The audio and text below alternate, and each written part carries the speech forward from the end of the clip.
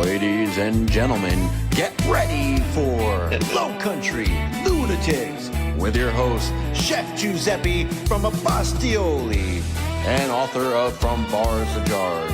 We're going to get down, we're going to get real, talking food, faith, and fellowship every Friday on the Lunatic Network. Spill it out. Low Country Lunatics, we are here.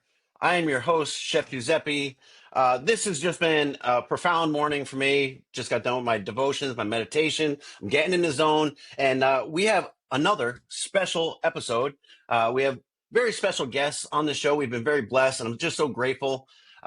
These people that I bring on here are movers and shakers. They're pillars in the community. They're doing positive stuff. They project this light, and they're an inspiration to me. I watch them, and then I throw out my line and bring them in because I find them valuable to be on the show for our listeners. And that's the feedback that I'm getting. So, and today we have Jessica Rueger. She's an author. She's a coach.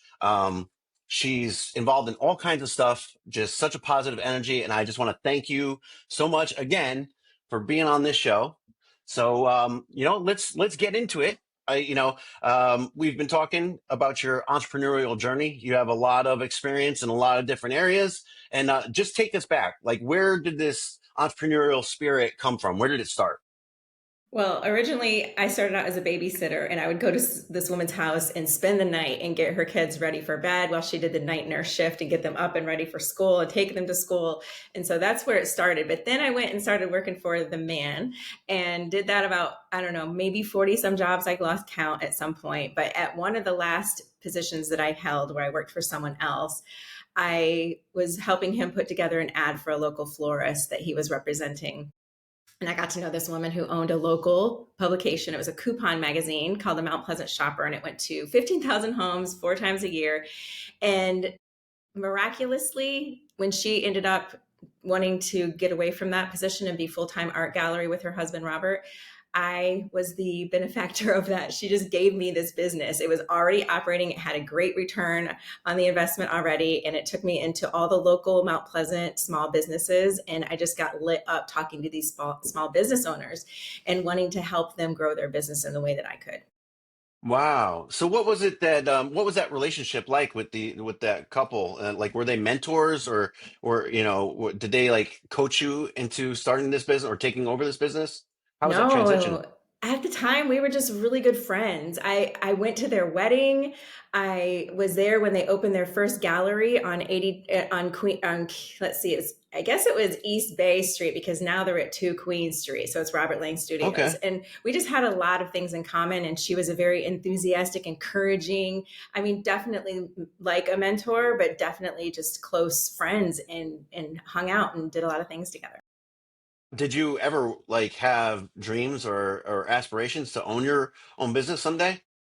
Absolutely. I had no idea what it would be like, but when it happened, it all was very organic. It was like one thing leads to another thing. And then all of a sudden I found myself doing that. And then eventually I found myself wanting to be a coach when I started receiving coaching and was able to experience firsthand the transformation that can happen rather quickly and the mindset that can shift into opening up a whole new world that's been here all the time. I just wasn't like in the frequency of it. Hmm. And so then I knew I wanted to be a coach. And I remember deciding that and not having any idea how it would happen or having all that imposter syndrome. And then one day I got approached by a woman when I was working at another job as a retail person in a downtown store. And she asked me if I'd be her coach. And it all started there in Wow. 2008. That was my first Wow. professional gig as a coach. And what kind of business was she trying to get into?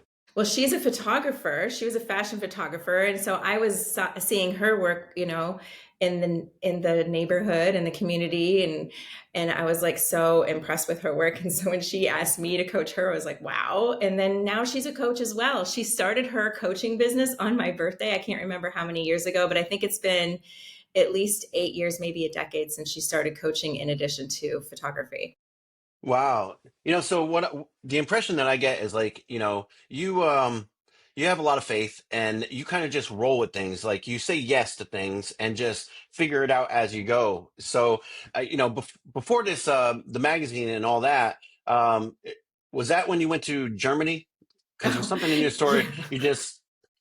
Tell me about that. What happened there? Okay, I think I was a junior in high school, and this group of 20 German students came to our school for an exchange program. And I just was smitten with the tallest, most handsome man in the group, and his name was Christian.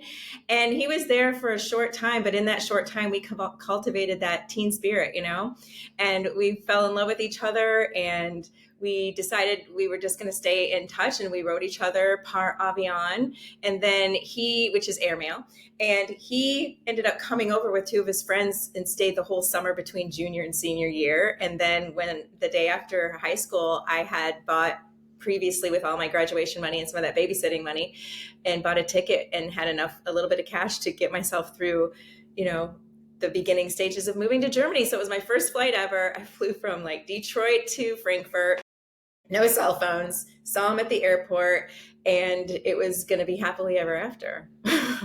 And what happened? Well, I got a letter from like the government, and they were letting me know that I didn't have a visa that extended me beyond the 3-month mark, and that I would have to return to the States unless I decided to join the military, get a job, go to university, or get married. And so I So, decided to go back to the States. wow, wow, Yeah. wow! What an impressionable time, and that's some tough decisions at a young age. Yeah, I was just so thrilled to go. I'd always wanted to go to Europe, and it was an incredible time. We got to tour all the beautiful countries surrounding Germany, and got to go to Paris and see the Eiffel Tower, and things that I never dreamed I'd ever see, all coming true. Interesting side note to that is 18 years later, I was working for an event planning company, an international event planning company, and they wanted to go to Wiesbaden for a German company, and they invited me to go back. So I remembered his mother's phone number and called her and reached out to him, and he drove up and met me. And when I wasn't working, we were going and like translating from our books and having conversations together, and it was extraordinary to see him 18 years later. Wow. Not a romantic venture, but a truly incredible experience to see him again. Wow, how inspiring. Yeah. Wow, that's incredible. Yeah. So now do you speak fluent German? Nein, aber ein bisschen, which is no, but a little bit. I used Okay. to speak it Okay. very well. I got really good at it because, they say, and I just learned this recently, that if you want to learn a foreign language, the best way to learn it is be in love with someone that speaks that language because it's Yeah, such a motivator.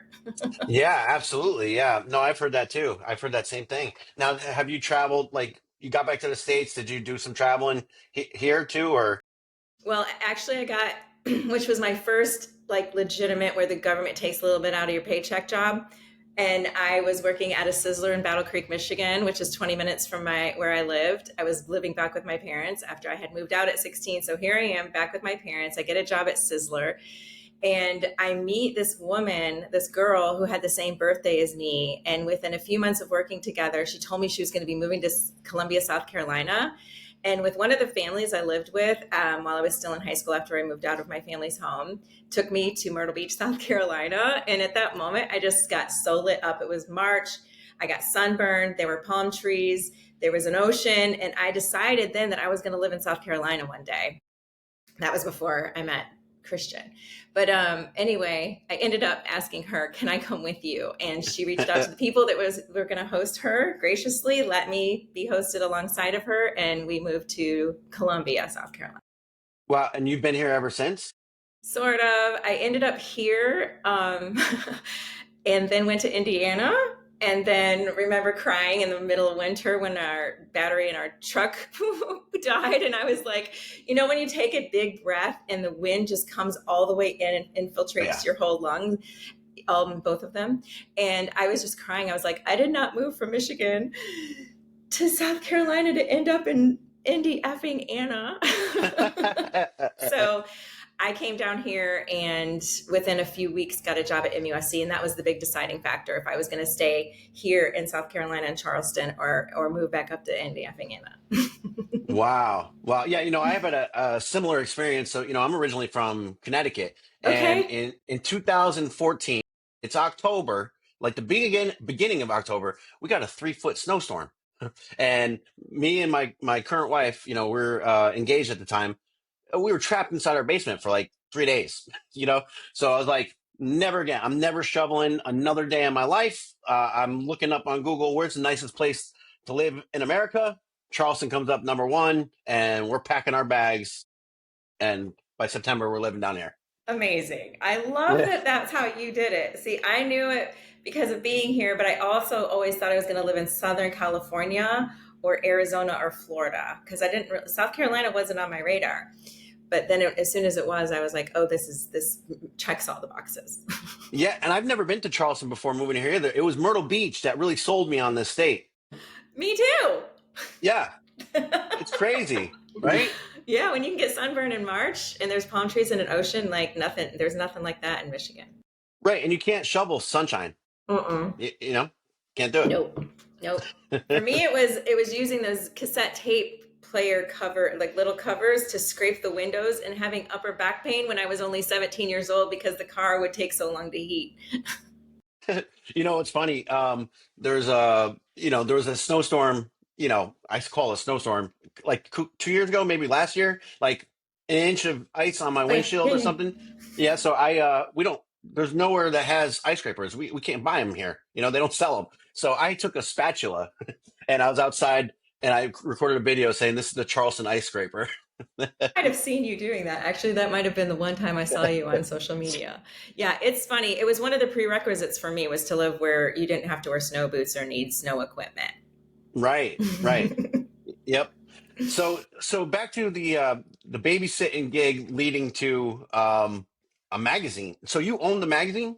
Yeah, I owned it outright. It was called the Mount Pleasant Shopper, and I hired a graphic designer and I printed it through this printing company. And it was a lot of responsibility. And at one point, I was doing that and working at Planning the Globe, which was the international event planning company that I worked with, and a single mom. So I was becoming, those were the years I started to really take responsibility. Like before, I was I've always been I'm a Sag, so it's all about freedom for me. And so I Yeah. used to run from things to experience Mm, freedom. And then that's when I started to really embrace it. Becoming a mom really was the big precipice for everything in my life at 26. yeah. And so you're a faith-based business owner. So where did that start developing? Were you always, is it Christianity? What type of faith? Can you You explain? know, it's a very personal, embodied relationship that I have with God. And it's been called a lot of things. I didn't grow up with any of it.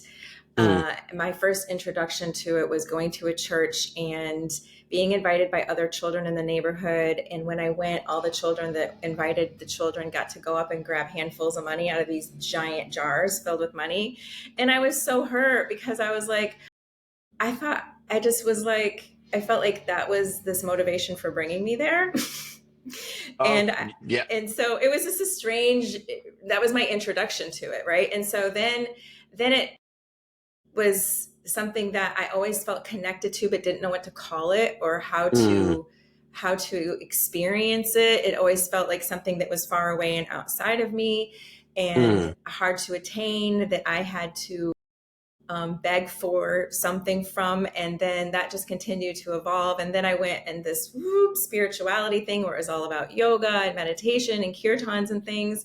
And that was what that was. And it was beautiful at the time. And it was like, it's just climbing up that ladder. And the more that my consciousness expanded, I would read scriptures that made no sense at one point in my life that felt terrifying to me. And now when I read them, it's just like this instant activation and it expands me in a way that nothing else has, which is just like boom. Like right now it's been Romans 12:2, which is, mm. do not be conformed by this world, but be renewed by your mind. And it feels like that's what I'm here doing, and that's what I'm here to do. Wow. Yeah. Yeah. So like what I'm hearing is that you've always really been seeking something. and trying to have that relationship and building that relationship. Is Yeah, that that right? freedom. Like I've never been more free than I am right now. And I have more responsibility than I've ever had. And it's by the grace of God and that provision, that supply, that energy, that just I can it's the dependency. I was Mm. codependent, but I was codependent in the wrong direction. Now I'm codependent on the accurate, the accurate design. Yes, yes. I love that. I love that. Same, same. Yeah. Do you do like any kind of daily ritual, devotional, anything like that? Like how I do you start your do. morning? I do. It's great because I was just writing to God. So I've been doing like morning pages for a long time. I like to journal, and I know that there's a special connection we experience when we're actually writing. And funny enough, a week ago, I got to they all ended up being letters to God.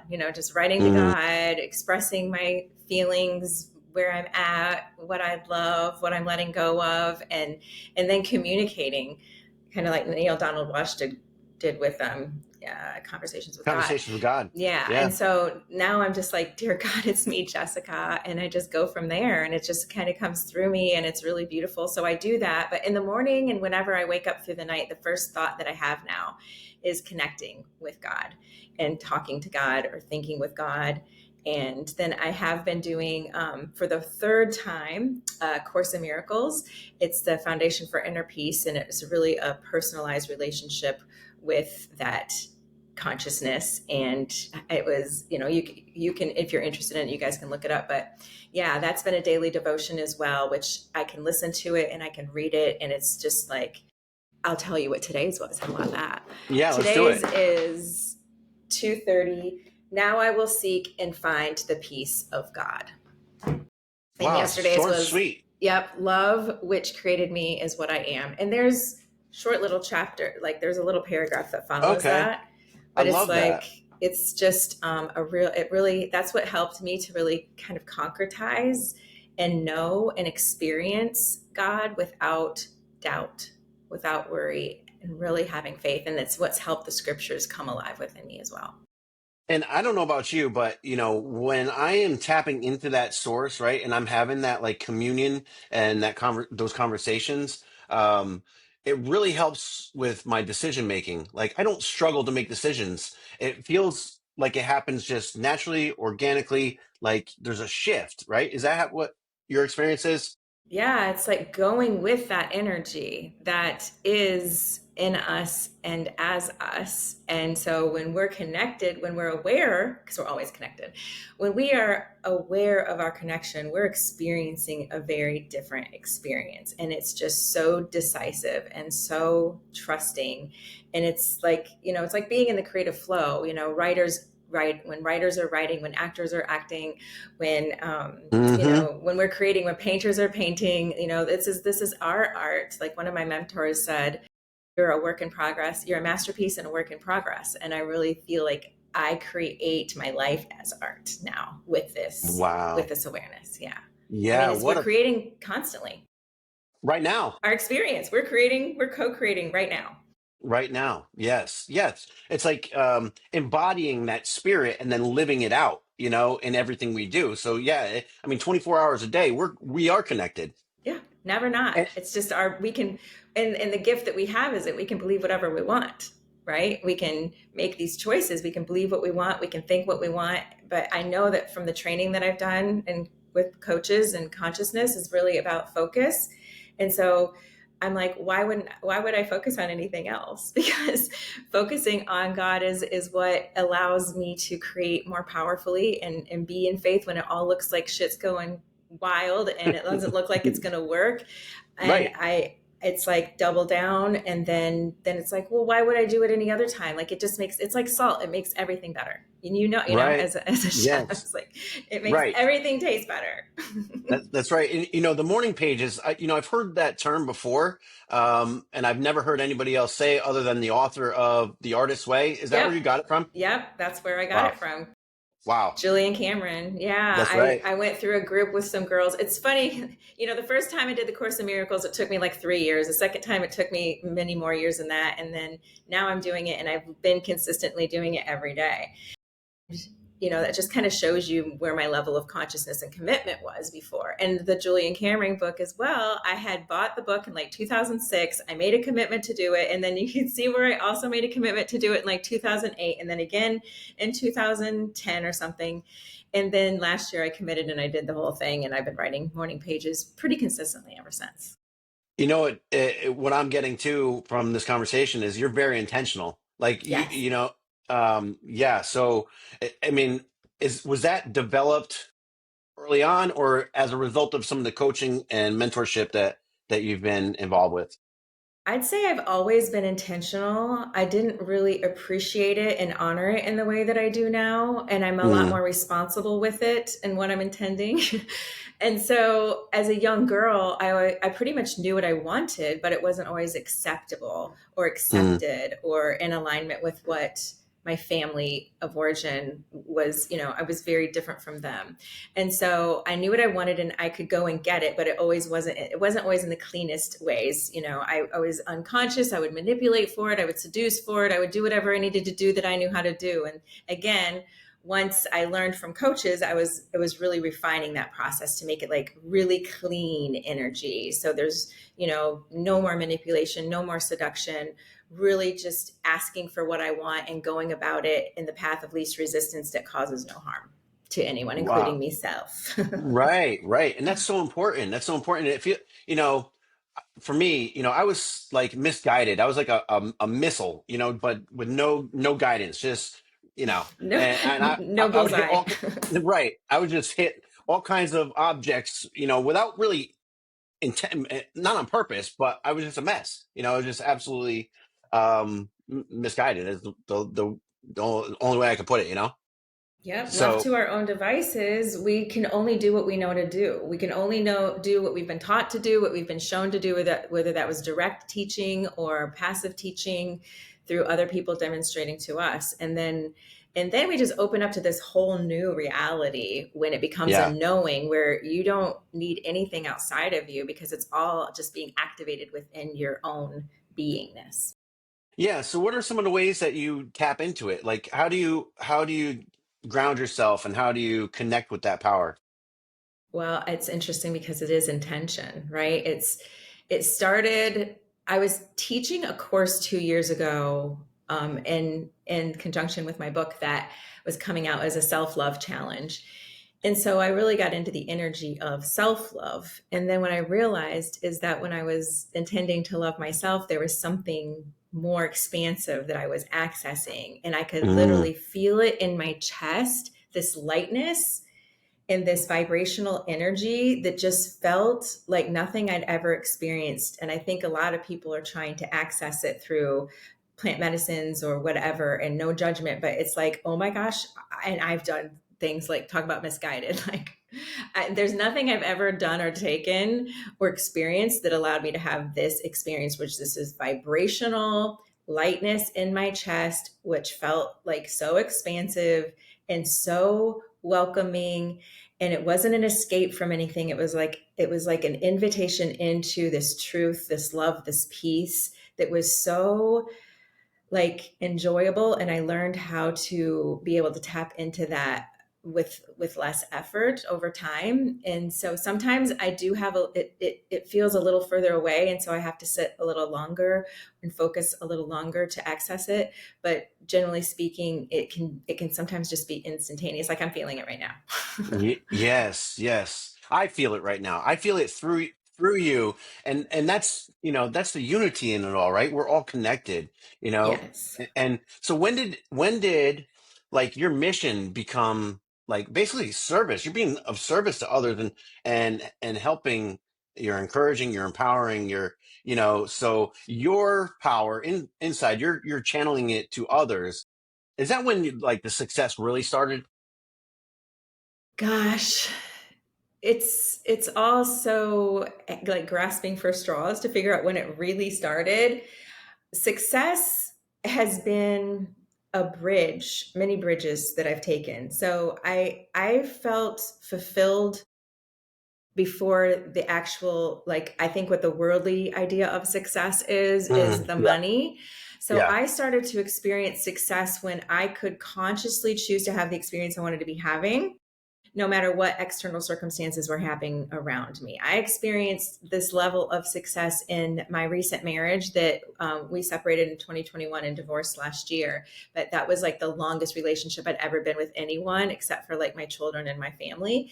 And it was an extraordinary opportunity for me to put into practice all the things that I had been learning.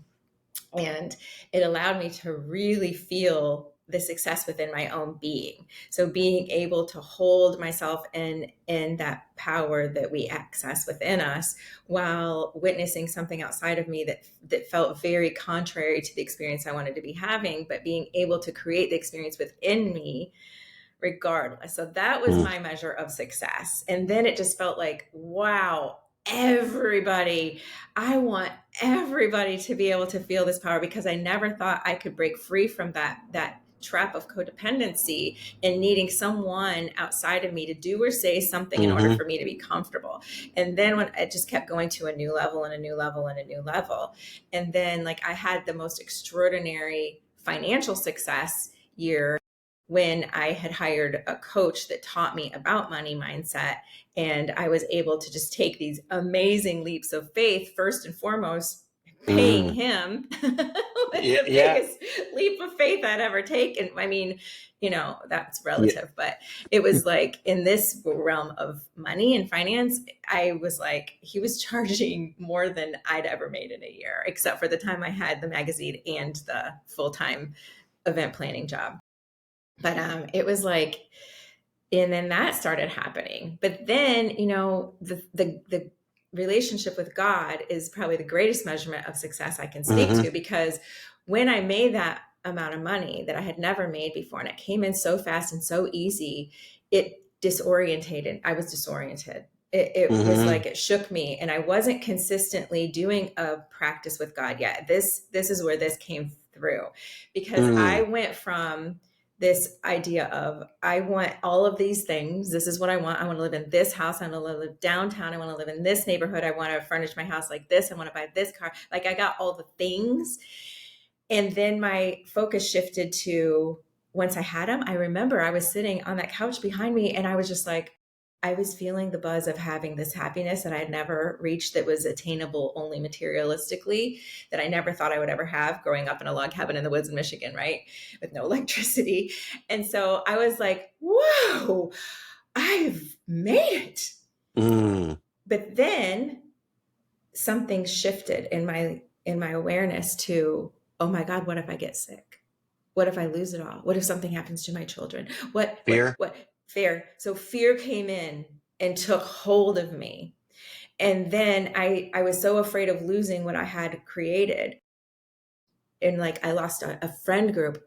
There were like 4, 5, or 6 of us, all of them. I started seeing pictures of them on social media in their birthday parties, and I wasn't invited now. And so that was going. And then my ex started dating a much, much younger woman. And then that took hold of my attention. So I'm a big believer that focus creates reality. And I started focusing on what I was going to lose and what was happening, and how all these things they felt like a house of cards crumbling. Mm-hmm. When I started watching what I was creating in my mind begin to happen in reality, right? And so then that's when I just got to the lowest place, and I was terrified I was going to lose everything that I had created. It was so scary. I was so ashamed. There was a great level of shame within me that I had never Yeah. faced, that I wasn't even aware existed. It was like a big monster. And so I faced all of those feelings and just completely surrendered. And it's interesting, the little foreshadowing is my license plate that I got on my car, that my dream car that I wanted and got myself, is surrender, SRRNDR. And I Wow. literally I surrendered. And that's when I felt like so many shifts in my body, in my mentality, in my energy. And that's when I started reading scriptures and really being like this and praying to God. And then I would pray to God on my hands and knees for a client to come through, and a client would come through. And then in their intake form, they would say, I want to be closer to God. And I'm like, You can't make it up, right? And Right. so I would ask for what I wanted and I would be given it. And there were so many times where I didn't know how rent was going to be paid. And then the day it was due, or the day it was going to be late before it was due, it would come in a miraculous way. So it's just until you experience it, you don't, yeah, like I couldn't have made it up. No one could have convinced me of this possibility. No, I'm sorry. I'm getting chills. Like Yeah. I'm feeling the euphoria. Like, for so long I was searching, in these external and materialistic things to find that euphoria, that peace, that comfort, right? And it was like chasing a ghost, and what's ironic is that the ghost, the Holy Ghost inside me gives me that peace, Yeah. you know, you It know? is. It's like you hear the sages say, the scriptures say, it's within you. It's within you. And you're like, not in here. Not in this body. Like I'm so special. I'm the one person that didn't get that, right? But yeah, you're absolutely. It's just once it's a level of consciousness. So we bring unconsciousness to the consciousness, and once you see it, you can't unsee it. And then you're responsible for what you see. You're responsible for what you know, because this level of living in this way is the hugest responsibility. Like I truly believe that I'm doing the work I came here to do, and it's holy in the sense of that I'm responsible for the way I show up in my life, no matter where I am, what I'm doing, who's in front of me. And I notice this is something strange I haven't shared with anybody, okay? I really wanted to share it the other day, but it feels appropriate to share it now. I feel like this level of responsibility where it's a gift to experience things that used to bring me so much like frustration. So if somebody pulls out in front of me, I thank God that it was me that was driving the Mm, car behind that person, because I'm paying attention and I'm present and I'm focused and I'm compassionate. And I just am constantly thanking God for those things. Like, thank God I saw that child. It was me that pulled up to this light and saw that child riding his bicycle wanting to cross. Thank God it was me. Thank God it was me that got hit by the guy and T-boned my brand new car on King Street at the Market Street intersection, that could treat him with love and compassion and not make him wrong. Because these levels of growth have been so exponential that it's allowed me to be so free, that I thank God now, where I would have been like, why is this happening to me? It's yeah. my new car, like it's just such a shift that you can't, it's almost like a dream trying to remember how pissed off I used to be all the time. Right. That anger and those negative emotions, right? And the fear, especially, I feel like it's coming from the lower powers, Yeah, right? lower And energy, lower power. lower Yes. level, and yeah, and Mm-hmm. it's like, and this these manifestation practices that that's what we're really talking about. It's like, I'm big in Neville Goddard or Napoleon Hill, Yes, yes. and it's like the more we focus on the lack and the fear and the stress and the worry and the anxiety and all these things that are happening that appear bad, the more we're welcoming it into our life and creating more of it, so to stop it dead and be like, turn it around, like exactly what you do. I mean, it's so vital to living a healthy, successful life. Absolutely. And happy.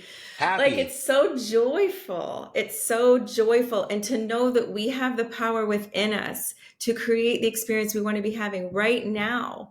And to Yes. really stop looking out there for permission or needing someone else to do or say something different than what they're doing. Like this gives me freedom that allows everyone else to be free to be who they are. Now, that's not saying that I never get frustrated. Like I still Mm, get frustrated, but it's sure. not, I don't make a problem out of it. I recognize the frustration and then I do what becomes obvious to do in the moment to come back to freedom and to free Yeah. myself of the frustration. Find gratitude and acceptance quick. The Yep. quicker we could. As quick as you possibly can and effortlessly. Like it can be instantaneous. If we're not resisting it, it can be instantaneous. And it's just like, and What a relief, right? it's a relief. It's a relief. It's access to where relief exists. My mind is just blown. So let's talk about your book. When did you write your book? When did you start writing it? When did you publish it? And how did you publish it? Let's talk about that. Okay, so like all things, I do things in a very non-traditional, unconventional way. I love it. I found love when I had my daughter. So that was before the book was ever even a thought, but that was the first thing of like, I want to love myself the way that I'm experiencing love coming through me for this child in this bassinet. Mm, Like I saw her and I felt a love I'd never felt. I felt a love that never existed in my that I was chasing my whole life. And it just opened I accessed something I couldn't quite understand. But that was when I was like, oh, I want to love myself like this. And so it became about self-love. And I remember like hearing quotes like Socrates, like, know thyself, or to thine own self be true, and the capital S self this way, hmm right? And so I hosted a workshop that was the most well attended workshop in my home on Johns Island, where I lived for 10 years, which was the longest place I'd ever lived in my whole life, by the way. And it's where I had my son in 2012. And it was so well attended. It was called How to Really Love Yourself. And then I worked with someone who helped me shape it into a course. And then it was The Art and Language of Love, subtext, How to Really Love Yourself. And that flopped. I had like two people buy it. But it was a great experience to learn how to put an online course together. And I might come back to that again someday. And then I had this online course and it was like doing really nothing. And then I got the idea to put it into a manuscript. So I fleshed it out and I had a lot of people putting their hands on it and trying and helping me edit it. And then I hired a professional editor and then I published it in 2024. Wow. Did you self-publish? I did, through Amazon. Okay. I did. And what kind of life has this book taken on now? Like what is um where has this taken you? Where is this journey leading? For me, it was more of a personal following all the way through because I never thought I had the capacity to write a book or finish a book or publish a book or talk about the book I wrote. And so I have this, oh, I don't know where I it see is. it. I see it over there, Oh right? yeah, there's the book. But I had this like piece of plywood that before the book was ever written, I wrote a triangle, and I wrote author in the middle of it, and then I wrote like highly respected, best-selling, successful around it. And then I found it after I'd moved and the book was already published. I was like moving boxes and I was like, oh my gosh, I wrote this out. That was a manifestation. So for me, it was really a sense of accomplishment to finish it. Yes, I want it to be successful. It's not making a lot of money yet, but I know that it will, because I'm kind of an invisible person. Like I know that there's some local visibility, but not everybody knows me. I don't have a huge following on platforms. And so right now it's just like this, it's in like this baby phase where I'm like, what is it going to take for it to really reach a wider audience? Because I really want people to benefit from the lessons in there and what it can teach you to sit with yourself every day and get more inner explorative and learn these teachings that are what really helped me to learn to love myself and break free from codependency and to get to know who I really am, not the identity that was ascribed to me, but the true identity Mm. that is our birthright, that we are all made and designed to contribute to the world in some way to help people wake up to the truth of who and what they are. So Yeah. my biggest accomplishment so far is I actually have a friend of mine who I've been coaching pro bono for 2 years now, who's been serving time in prison in Colombia. And I met her in the sixth grade. We both moved from different schools. She moved from Detroit. I moved from like Nashville, Michigan. And we were both new as sixth graders. And we just became great friends. And we've been friends ever since. We took different paths. And I fortunately took the path that led me to here, and she took a path that led her to there. And I'm so grateful because now I can serve her, and we get on the phone every week. We meet on video now just to chat and catch up. But I was able to send 25 books to the prison, and she's been sharing Um, feedback from me from women who are reading it there. And so I know it's making an impact there. And then the few buyers that buy it every month on Amazon. wow. Are you doing any Well, two things. Are you doing Uh-huh. any book signings or any other types of marketing? Because what's interesting about being an author, right? It's not only do you have the book as a product, right? But you, as an author, are the product as well. So Yeah, I'm the brand, I'm the product. This is like Margaret Steely made the cover for me, which I'm just like, oh my God, like that cover is so great. But yeah, I've done a couple book signings. I did a book fair. I I'm really like waiting for the guidance. It's like I just know that it's inevitable. It's a matter of time. And I know that this book is going to eventually become a success. And with today's technology, it can be published in so many different languages. yeah, And German will probably be the first one I go to. But it's just like so I'm curious and I'm excited and I'm open and available for when it comes in. Like I just know it's inevitable. Like that's the energy that I choose to be in more than anything. Like it's inevitable. It's inevitable. It's inevitable. I don't know when it's going to happen, and I don't have to wait for it to happen. Like Neville Goddard, the power of assumption yeah, and the power of awareness. It's just like I know it's happening, and I don't have to wait for it to happen to be grateful for it. I don't have to wait for it to be happen to enjoy the experience of it being done. So I'm not waiting for something as much as I'm more like paying attention, and I know that I'll show up and do whatever it takes the moment the opportunity strikes. right, right. You're available for these blessings, opportunities, miracles, call them what you will, but Yeah. signs, Yep, absolutely. And they say, and this is, I'm witnessing this in so many of my clients right now, is like signs follow, they don't precede. And so once you have a shift in your consciousness, the sign will show up. right. And when we're You know, looking for signs, we're not opening our consciousness. So we're not, when we don't, we see it when we see it. And and that's you like know, the and you beauty of know, it. Yeah, yeah, that's the beauty of it. It's like if we're looking for it, like anything else, if we're looking for something outside of us, we're chasing it, we're hunting yeah, it down. We think that we have to have it in order to be what we think we need to have for in order for us to be that feeling, that experience. So yeah, I love that. Signs follow, they don't precede. yes, that is beautiful. And I'm going to share something with you and my listeners because I don't think many people really know this, but so my the prototype for my spaghetti sauce, right? Before it got into all these grocery stores, I had been listening to Goddard for about 2 months prior, right? And so what I did, once I had that jar in my hand, I had this physical product. It was ready to go, had all the FDA, I followed all the guidelines, did all the research, but I went to the Piggly Wiggly and snuck it into the store, put it up on the shelf, took pictures, right? Like it's there. Like now I'm visually feeling and seeing it on the shelf before it was legally on the shelf. I took it outside. There was a lady digging through the trash as I'm walking out. She's a homeless lady. So I gave her $10 to hold the jar up in front of like it looked like she just bought it in the store.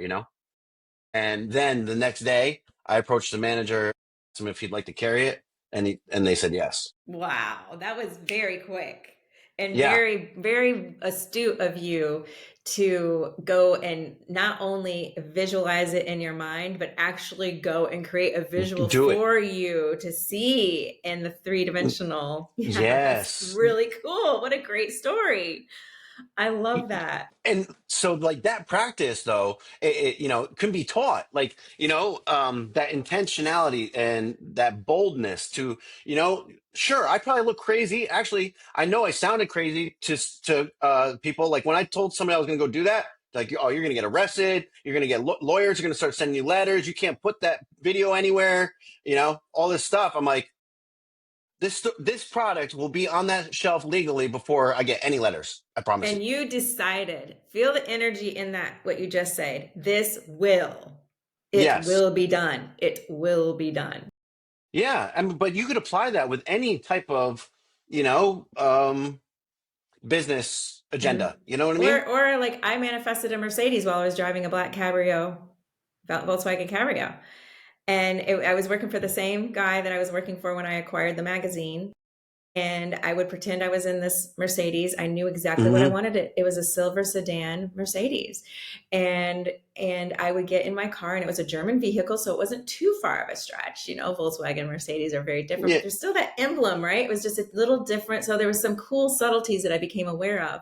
And I would shut the door, and I would imagine it shutting like a vacuum seal harder, like a heavier car. And I would look back and see the Mercedes. I would see him on the car, and I would wave to the people. And then one day I drove to work, and it was sitting in the driveway, and I felt the same excitement that I would feel while I was imagining it, right? Hmm. So I knew it was mine, and I walked in, and after he was sitting with this couple who owned a store or a restaurant locally on Daniel Island at the time, and he came back to the office, and he's like, "Wow, so and so's they're selling everything and they're moving." And I was like, "Wow, is he selling that car?"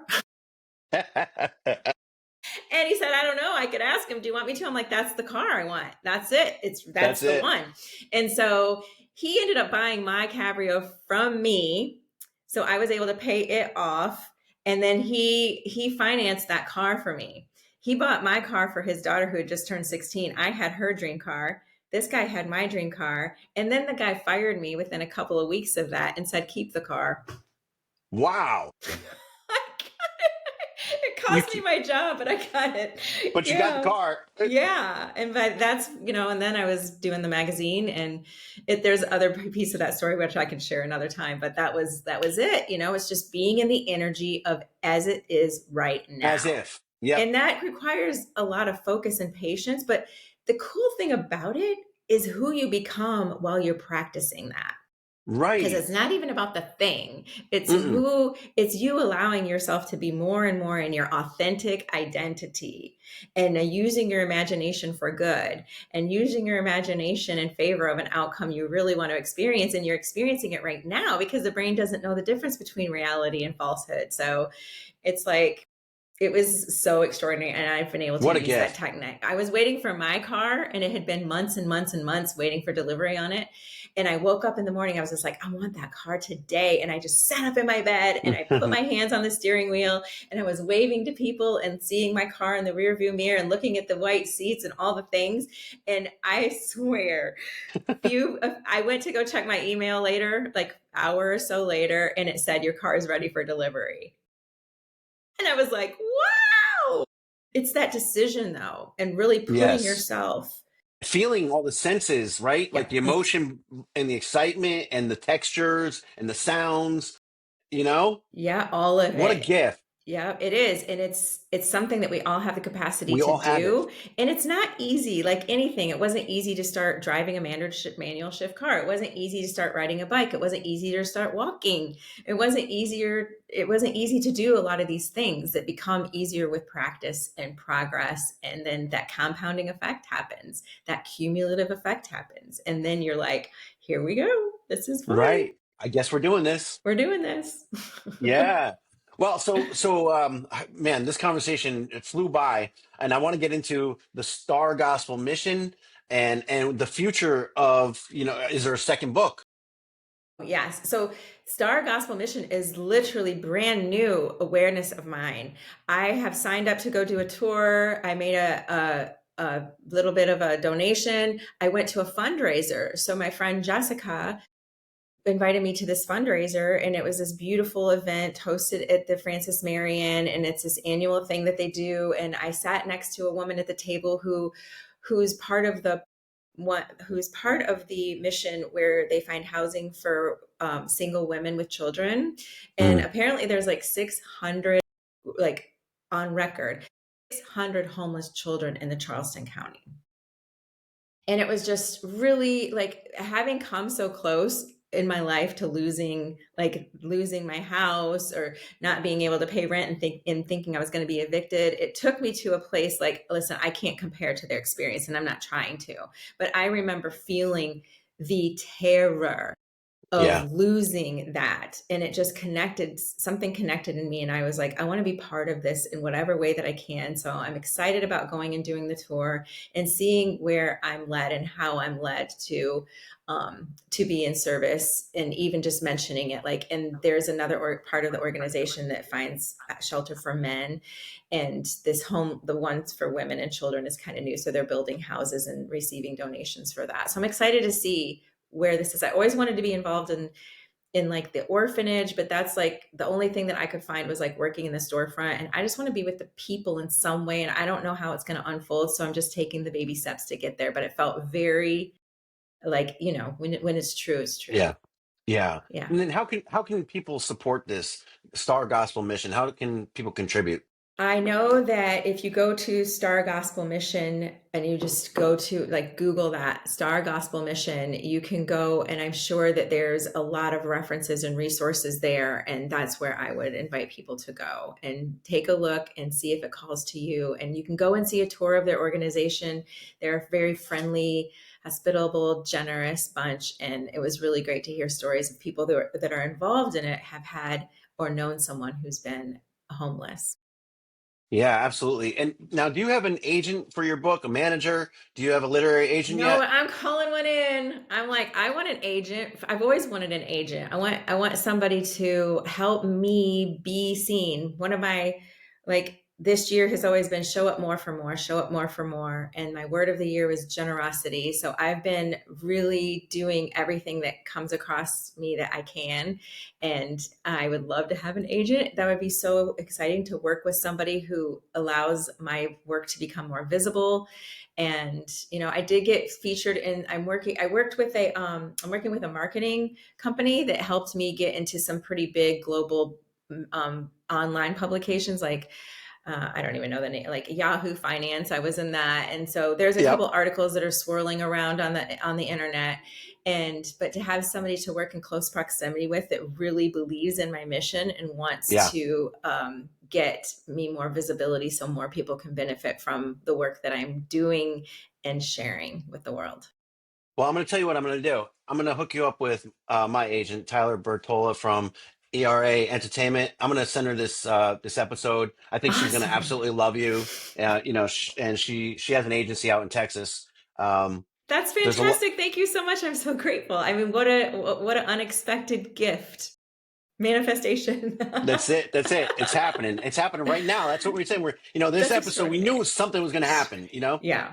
And but yeah, and I would go down to the College of Charleston too, talk to Levin and talk to Meredith English, the head of marketing at College of Charleston, because my book's about to be on the shelf there. My perfumes, my sauce is going to be in that bookstore, which is Barnes and Noble, and then Okay. Ingram Spark, as opposed Yes. to I have okay, somebody looking into that for me. Yeah. Ingram it, Spark. it's still self-publishing, but now the bookstores can order in bulk, you know. Mm-hmm. Mm-hmm. Also, Jay McLaughlin on Kiowa. You got to go talk to Sarah down there. Okay, that's where your fragrances are held. Like I can't wait to smell your fragrances either. Like that's all. Like I really did feel a connection, like in this entrepreneurial ship and having your hands in so many baskets. But I think that that's like what a real true creative is like. There's no box we can be put in. It's just like we go with the energy. We create what we want to create when we want to create it, and it has to make no sense. It needs to make no sense at all. Right. It doesn't. It really doesn't make sense to other people. You know how many people, and people just think we're crazy, because Yeah. we're speaking things into fruition, and things that haven't happened yet. And, we'll get accused of putting the cart before the horse and all that kind of stuff. Oh my gosh, the naysaying. And sometimes when you start to believe, you're like, oh my gosh, like Am I I had doing an that? opportunity to become a real estate agent back in like 1999, 2000, but I was so terrified. I didn't have the courage I had going to Germany and the courage that I have now to be an entrepreneur. I wanted that steady paycheck so that I could know. And it was such a little bit of a paycheck, but I was willing to take like $300 a week Hmm. instead of potentially selling $1 million home, because it was security, it was certainty. And so it was logical, but the extraordinary life is completely illogical. It is. It really is. And that saying from Alcoholics Anonymous, it says you can't keep it unless you give it away. And you mentioned the word generosity. So just show up and be generous. And by you coming on this show, that was generous of you. You're giving me and these, you know, these listeners, we can't even really quantify it, right? But there's people going to see this and going to be inspired and could, it's just endless opportunity, endless potential when you're living this intentional life. And I just want to thank you again. This has been so exciting. I'm all jacked up. I don't know if it's because I had 10 coffees or what, but No, I feel it too. It's the energy, and it doesn't lie. Energy doesn't lie. It's been extraordinary. I'm so grateful for your generous reach out and inviting me to be on your podcast. It was very exciting. When I heard your intro, I was just like, this dude sounds like a radio personality. I love the vibe. I love the mission. I want to be part of it. So I'm glad we were able to make it work, and it was so easy and effortless and fun. Thank you. thank you so much. And God bless you. And, And you as just well. keep shining that light. You're doing Thank it. you. You're Thank you absolutely so doing it. much. All right, I'm going to play a little outro commercial. If anybody is struggling with drug addiction or alcohol, there is help available. So here we go. Thank you again, Low Country Lunatics. I'm Chef Giuseppe, and this is Jessica Rueger. Go check her out. Go get that book, The Art and Love Language. Say it again. Art and Language of Love. Love. The How Art to and really Language love of Love. yourself. Love yourself, people. Love yourself. All right. God bless. Bye. God bless. Ciao.